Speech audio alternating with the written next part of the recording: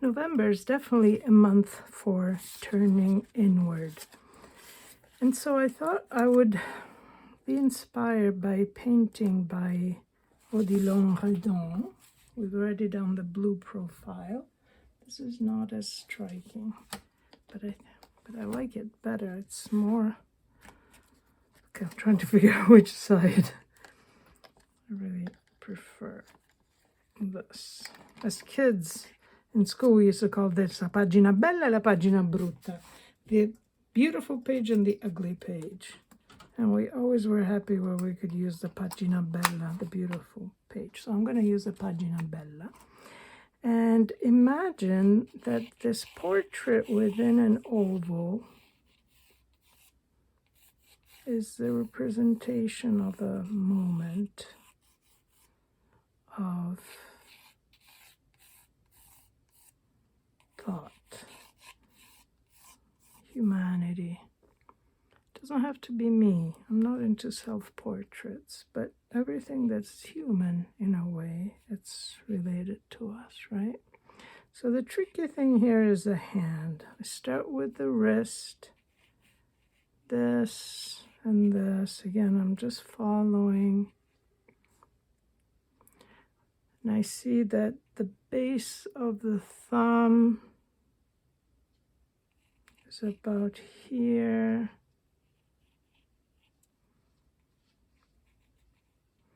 And the fingers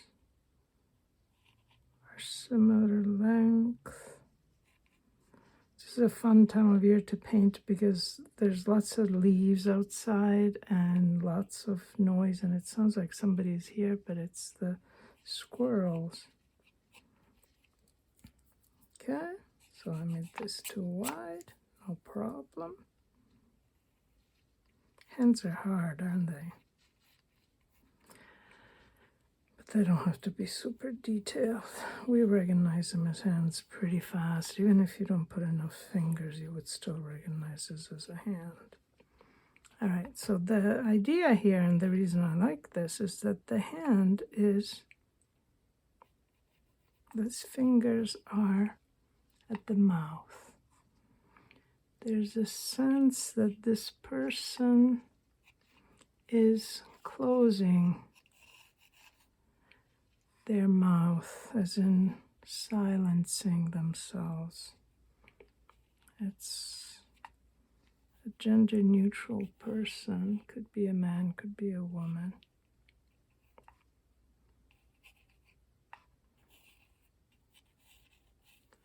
The length of the nose is about the length of these fingers.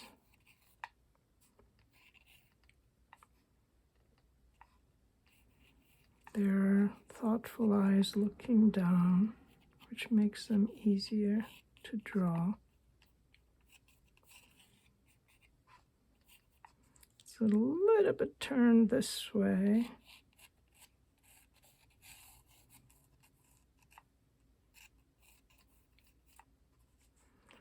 And here there's like a cloth.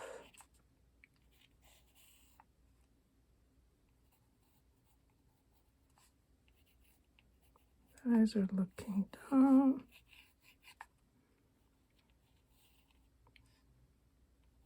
Long nose.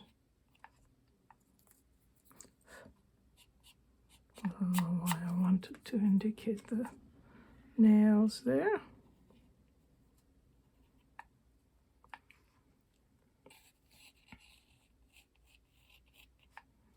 So it's one way of painting a face. There's no hair involved, one less thing to worry about.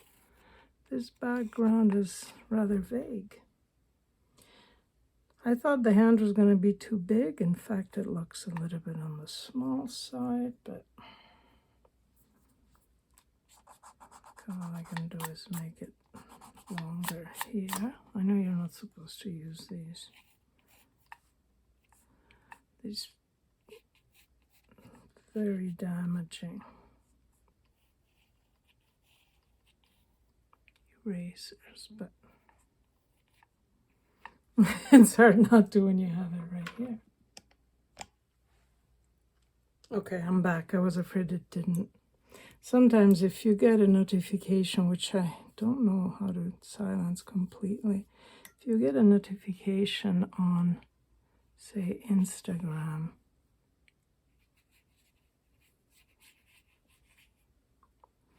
it covers the part where the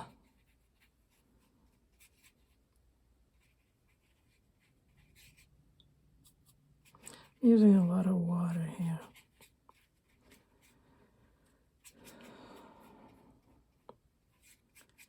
And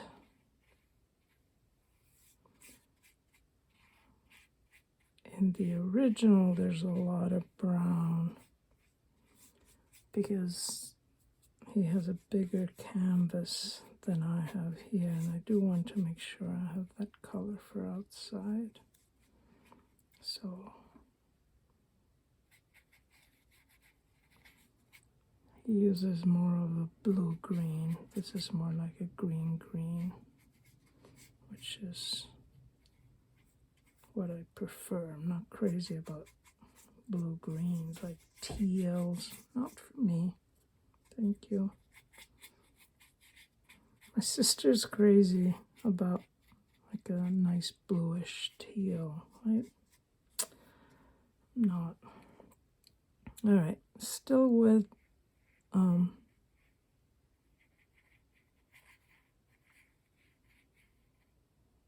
burnt sienna. It's still quite wet, which is great because I don't want really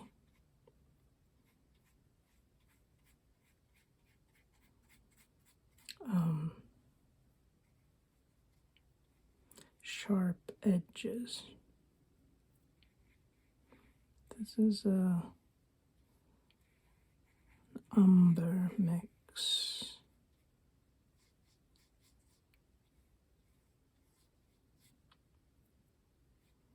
It's a cool dark brown.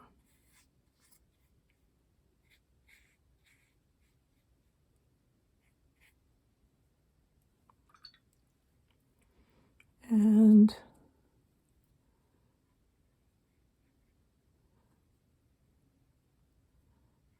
oops, no, not a green face. Not a green face. I was being too loose there.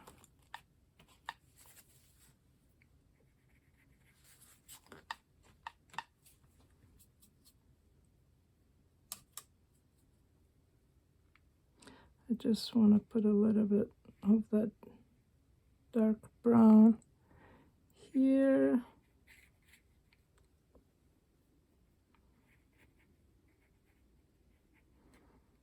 It's a little bit darker, as is this.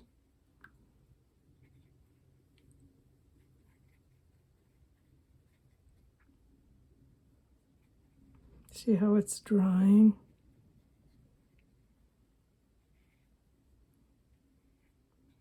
So already certain things can't be done that were able to be done earlier. What I don't have here is a nice yellow ochre for some light.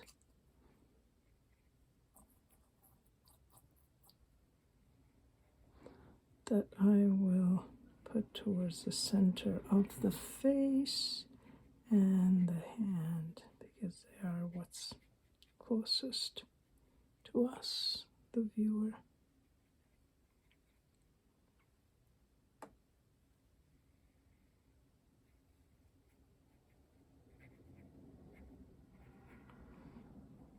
So it'd be a fun one to make look like you, even with just a few things you could do that. A touch like glasses or rings or necklaces or a special clothing that's uniquely yours. I'm going to let this dry. This is nice and dry. I want this to be simple, so don't overwork it so much. I guess the word overwork automatically means that it's too much. So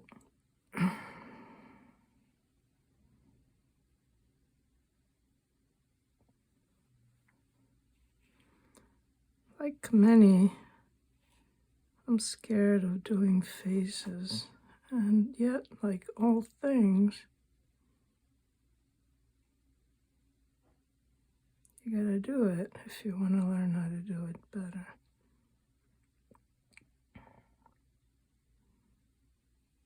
So I'm always looking for examples of faces that can be satisfying to paint and yet not so difficult.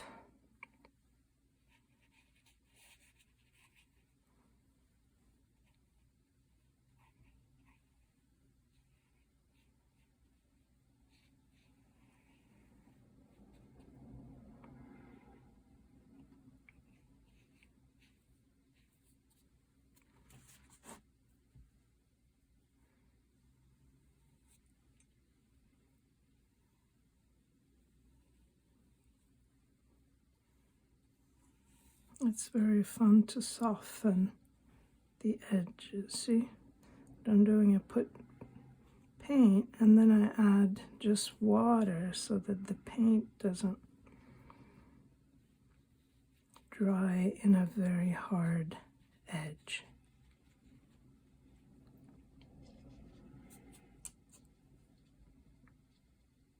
So here, for example, I mean, it wouldn't be hard here because I'm using so much water, but somewhat hard. So I draw those lines and then I go again with just a wet brush. And that's the beauty of watercolor, is that it will melt into that brush and create its own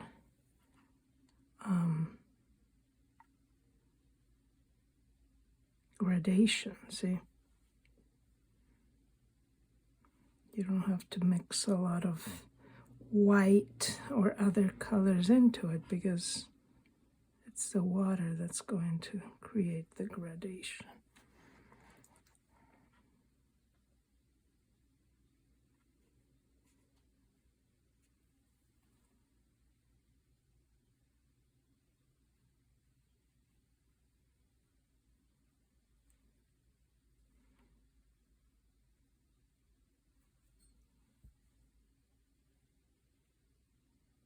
And by gradation, I mean different shades that get increasingly dark or light, depending on which direction you're looking. Whoa, this was a little bit more intense of a color than I was expecting.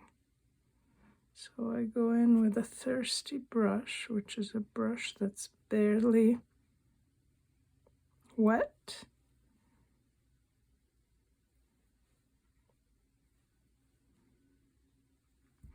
And it's the best way to absorb extra paint or extra water.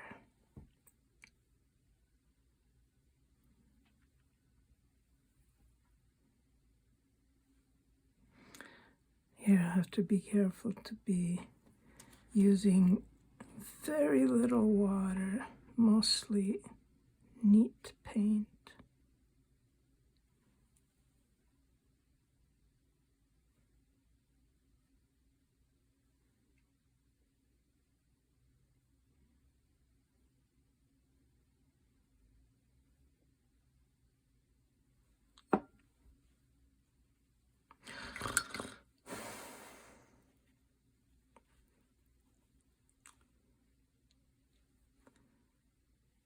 It's the taming of the water in watercolor is something that can only be learned with practice, I think. And I am out of practice. I love painting birds, but when you paint birds, and especially if you paint them small, you're not used to dealing with water issues. Look, this is different from Redon, just like I am different from Redon. But I feel like I was able to express something here. And I hope you'll feel the same when you give it a try. I want to emphasize a little bit more the separation between the head and the background.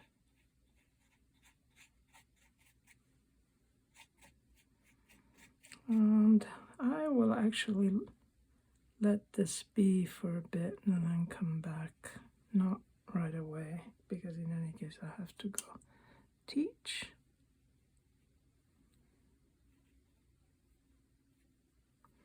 But I'll see how I feel about it later. Thank you. So it's the next day, and I like it. I like the crazy stuff that watercolor does. See the strange way that it has dried. I love that. I like this in general. What I would like is for the hand to be bigger, which is ironic, right? Because I really thought that would be too big. So I tried erasing with a eraser and it didn't work so well. So I'm just gonna go over it with my color and just make everything a little bit longer.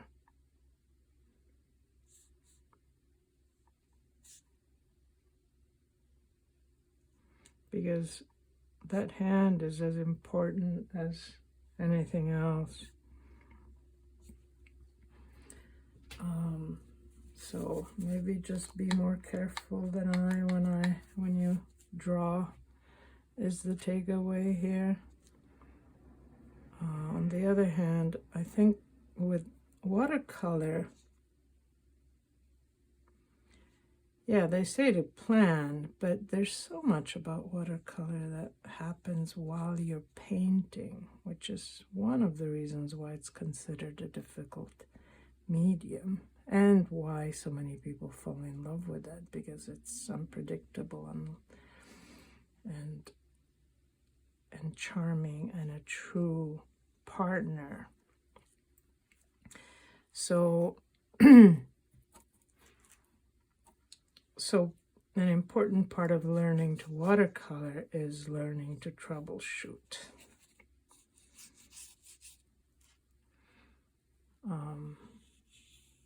They say watercolors you can't correct, and I didn't know what they meant because all I knew was watercolor until I tried pastel, and then I like, oh yeah, right? With pastel, if you don't like something, just go over it. That'll fix it, and you can never have to see the initial mistake.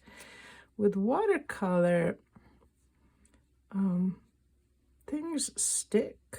Like, it's a transparent medium, so you can't just pretend that a certain stroke didn't happen. This clearly was a mistake in drawing, so not quite, but it's still worth thinking about it. Now, clearly this hand is a lot darker. We could pretend it's a different person, but we could also like lighten the top part so that we still have the dark outline.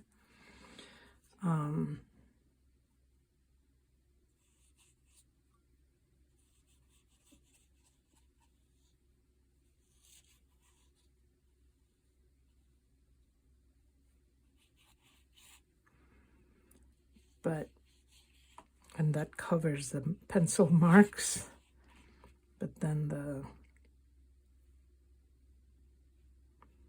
while it's still a little wet, you can do this without it being too harsh. But other than that, I don't want to change much. I hope you try something like it, and you can skip the hand if you want to do a hand. But I like the idea of I cannot speak. I should not speak. We should, I know we talk about authenticity and saying what we think, but sometimes, in my case at least, it's better not to say anything. So enjoy, have fun. Thank you, Odilon Redon, for the inspiration.